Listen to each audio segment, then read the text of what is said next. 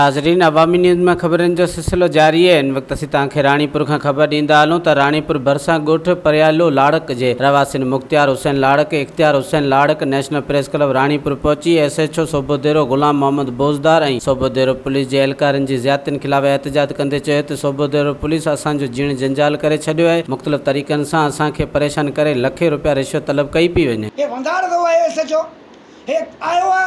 नवा SHO आया आहिनि जेके माना जेको हेड क्वार्टर में वेठल सिर्फ़ु रुगो पैसा था कनि। पैसा ग़रीब माण्हू किराउनि जी कयूं, पंहिंजे बीमारीअ जी कयूं, डीज़लियूं महांगियूं, फसल असांजा थिया कोन ऐं सोचे कि असां लख रुपया ॾियूं करूं।